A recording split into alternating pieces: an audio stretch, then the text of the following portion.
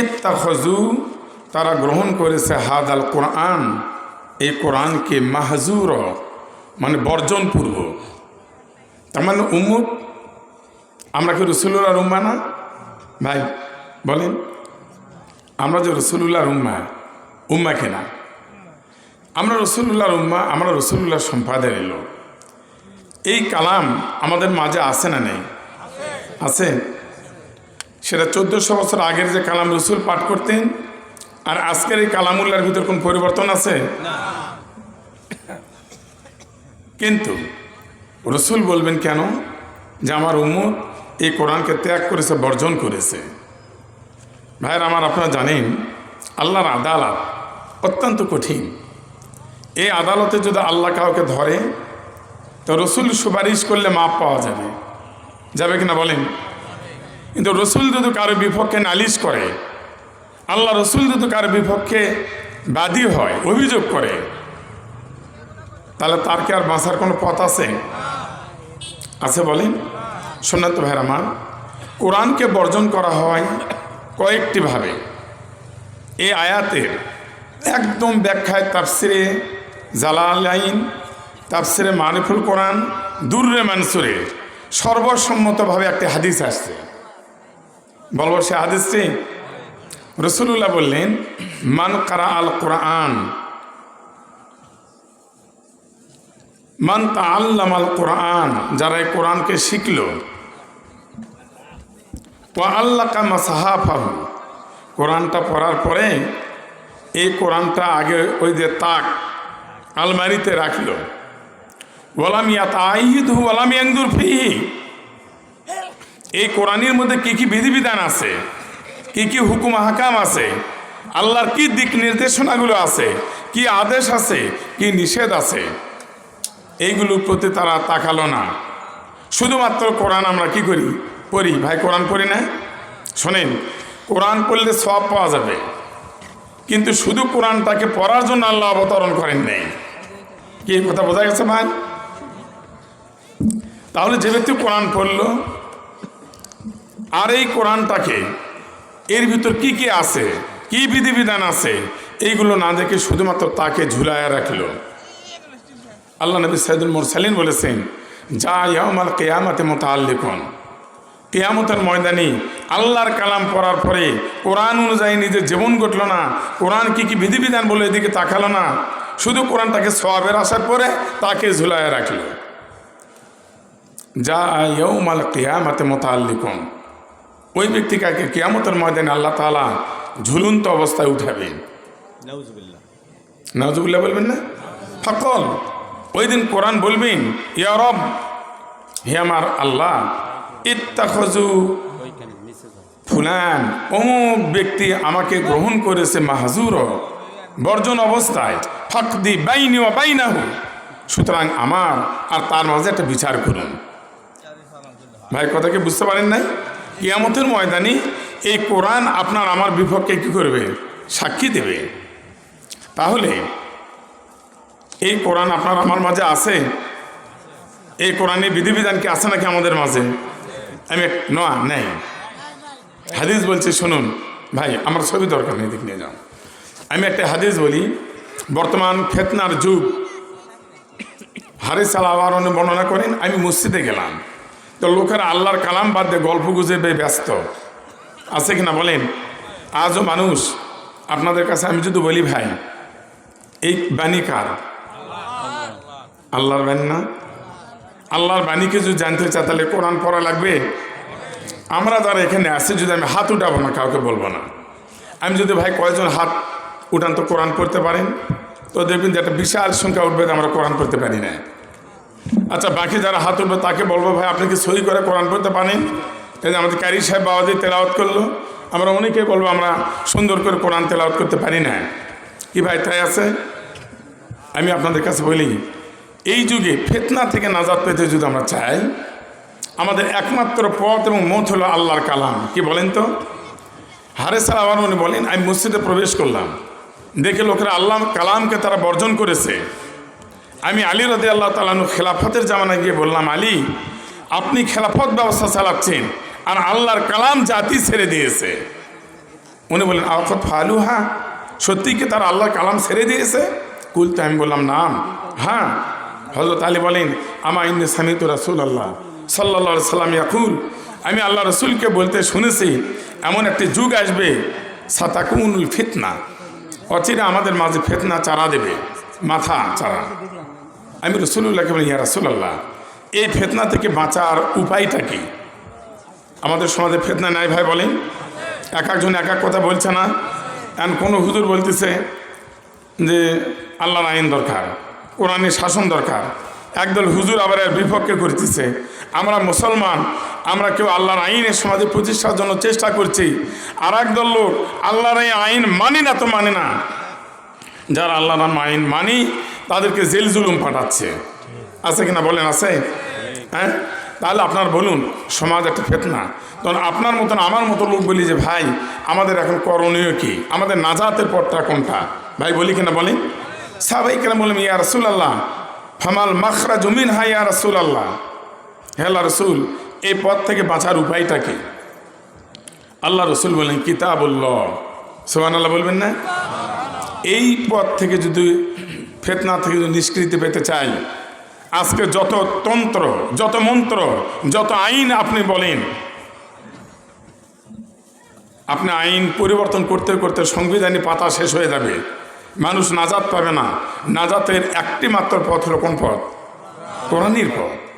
এই কোরআনের পথ এমন একটি যুগ, সোনালী যুগ, সাহাবায়ে কেরামের যুগ। আপনার বলেন তো রাষ্ট্র আর কোরআনকে আলাদা ছিল? আপনার এক কথায় আমার বলবেন, রাষ্ট্র এবং কোরআনকে আলাদা ছিল? আল্লাহ রসুল সাল্লাল্লাহু আলাইহি ওয়াসাল্লাম উনি নবী, আর দেশ চালাচ্ছে কোরআনের বাহিরে। আল্লাহ রসুল নবী ছিলেন আর সমাজ চলেছে কোরআনের বাহিরে। ভাইজান বলেন চলেছে কি?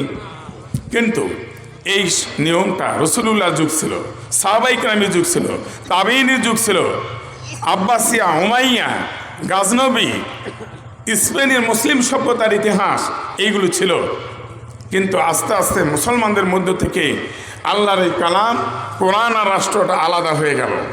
আমার বাবাজি আসছে, কথা বলবে। আমি আপনাদের কাছে একটা হাদিস বলি। আল্লাহ রসুল বললেন আলা ইন্না সুলতান আল কিতাব লা ইয়াফতারিকান, হাদিসটি তাবারানী শরীফের। আলা ইন্নাল কিতাব, এমন একটি যুগ আসবে এই কিতাব আর সুলতান মানে রাষ্ট্র, লা ইয়াফতারিকানি, এই দুটি আলাদা হয়ে যাবে। রাসূলুল্লাহ বললেন রাষ্ট্র আর কোরআন কি হয়ে যাবে? আলাদা হবে। তার মানে কি, রাষ্ট্র যারা চালাবে ওরা কোরআনের আশপাশে যাবে না, আর কোরআন যারা পড়বে ওরা রাষ্ট্রকে নিয়ে চিন্তা করবে না। কি আমার কথা বলেন নাই? এই জন্য রসুল বলছেন লা ইয়াফতারিকানি, এই দুটো আলাদা হয়ে যাবে। কিন্তু নবী বললেন সাহাবায়ে কেরাম, আমার উম্মাহ, তোমাদের কাছে আমার নসিহত, ফালা তুফারিকুল কিতাব, তোমরা যেন আল্লাহর কিতাব থেকে বিচ্ছিন্ন না হও। রাষ্ট্রের পক্ষ নিতে গিয়ে, মানব রচিত মতবাদের পক্ষ নিতে গিয়ে আল্লাহর কালাম থেকে যেন তোমরা আলাদা না হও। তোমার কোরআন তোমাদেরকে জন্য বলবে সেটা মানবে।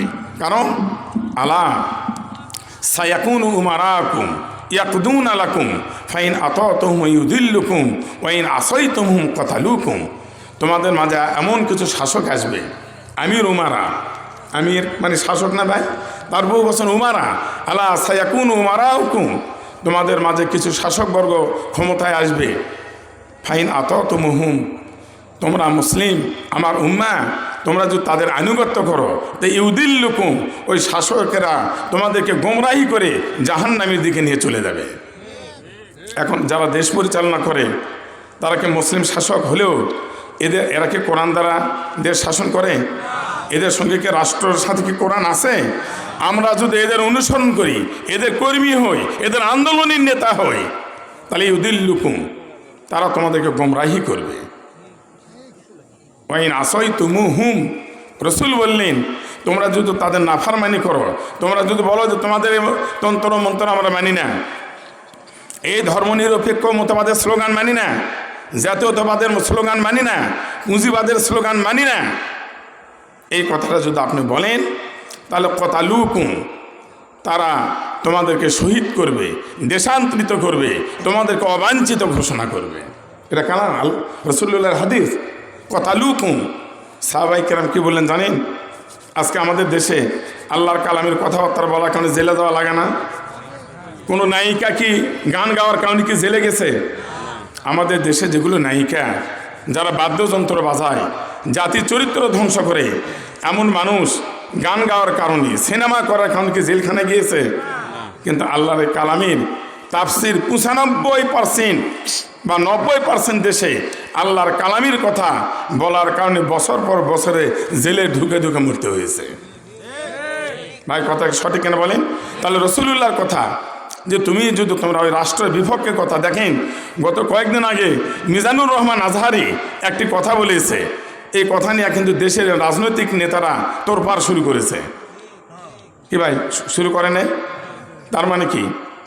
তাদের বক্তব্য হলো তুমি হুজুর মানুষ মসজিদে কথা করবে, তুমি যে আজকে আল্লাহ আল্লাহ রসুলের কথা বলবে, যে সুদ ঘুষের দুর্নীতি আর জালেমদের নিয়ে তোমার মাথার ব্যথা কেন? বুঝেন না কথাটা এটা? তাহলে বোঝা গেল আমরা ওয়াজ করব, আমরা নাসিহা পেশ করব, সমাজে জালিম থাকবে, সুদ থাকবে, ঘুষ থাকবে, অন্যায় ভরপুর হবে, এমন একটা সমাজে আলেম ওলামা কথা বলবে আর জাতির কোনো পরিবর্তন হবে না, এটা তো হতে পারে না। হতে পারে বলেন ভাইরা আমার? রসুলুল্লাহ বলেছেন ফাইন আসয়তুমুহুম, এই নেতাদের যে তোমরা আনুগত্য না করো, এদেরকে যদি তুমি বলো যে তোমাদের কথা আমরা মানি না, তাহলে কতালুকুম, তারা তোমাদেরকে শহীদ করবে, তোমাদেরকে হত্যা করবে। সাহাবায়ে কেরাম বললেন ইয়া রাসূলুল্লাহ কাইফা নাসনাউ, ওই যুগটা যদি আসে আমরা কি করব? বলা রাসূলুল্লাহ সাল্লাম কামা সনা আসহাবু ঈসা, ঈসা আলাইহিস সালামের সাথীরা যা করেছে তোমরা তাই করো। ঈসার সাথীরা কি করেছেন? বলছে নুসিরু বিল মিনশার, আল্লাহর কালাম সেই সময় ঈসার প্রতি ছিল ইনজিল। ঈসার কিতাবের নাম কি? ইনজিল শরীফ না? এই ইনজিলকে মানার কারণে ইনজিলের বিধান সমাজে কায়েম করার জন্য হাত্তা তাকিমুত তাওরাত ওয়াল ইনজিল, এই তৌরাত এবং ইনজিলের বিধানকে প্রতিষ্ঠিত করতে যাওয়ার কারণে নুসিরু বিল মিনশার, আগুনের চিরুনি দিয়ে তাদের শরীর থেকে গোস্তগুলিকে আলাদা করা হয়েছে। ও হামিলু আলাল খাসাব, ফাঁসির মঞ্চে তাদেরকে উঠানো হয়েছে। আমার দেশে বুঝি কাউকে আল্লাহর কালাম বলার কারণে ফাঁসির মঞ্চে উঠানো হয় নাই? গোটা মুসলিম বিশ্বে কাউকে উঠানো হয় নাই? তাফসিরে ফি জিলালিল কোরআনের লেখক আল্লামা শহীদ কুতুবউদ্দিন আল্লাহর কালামের কথা বলার কারণে মিশরে ইখওয়ানুল মুসলিমিনের এই নেতাকে সেই সময় আনোয়ার সাদাত, আনোয়ার পাশা মিশরে তাকে ফাঁসির মঞ্চে উঠাইছিল। ওই সময় তিনি একটি কিতাব লিখেছেন তাফসির, তাফসিরের নামটা হলো ফি জিলালিল কোরআন। তার লেখক হচ্ছে শহীদ কুতুবউদ্দিন, উনি হচ্ছেন তাফসিরে ফি জিলালিল কোরআনের লেখক, কিন্তু ওনার নামের পূর্বে বলা হয়েছে শহীদ কুতুবউদ্দিন। আল্লাহ কালামের অতি বাস্তবতা। আল্লাহ রসুল সাহাবাদেরকে বললেন সাহাবায়ে কেরাম শোনো, মাউতুন ফি তাআতিল্লাহি আযজা ওয়া জাল্লা খায়রুম মিন হায়াতিন ফি মাসিয়াতিল্লাহি আযজা ওয়া জাল্লা, এই পৃথিবীতে আল্লাহর নাফরমানি করে 1 মিনিট বেঁচে থাকার চেয়েও সম্মানের মৃত্যুটা হচ্ছে সবচেয়ে শ্রেয়। ভাই কথা কি বুঝতে পারেন নাই? প্রিয় মুসল্লিন কিরাম, এখানে বলা হয়েছে তাফসিরুল কোরআন মাহফিল। আপনাদের কাছে আমার একটা আবেদন থাকবে, বলুন আমার আবেদনটাকে আপনারা শুনবেন। আমি যেহেতু আমার কথা শেষ করে আমার বাবা যে প্রধান বক্তা এসেছে, এই পৃথিবীতে যদি আপনি নাজাত পেতে চান, কল্যাণ পেতে চান, তাহলে একমাত্র আল্লাহর কালামের পথটা হচ্ছে সবচাইতে শ্রেষ্ঠ পথ। ওয়ামান দা ইলাহি হুদিয়া ইলা সিরাতিন মুস্তাকিম, আল্লাহর কালামের পথ আপনি চলবেন, কোরআন আপনাকে হেদায়েতের পথ দেখাবে।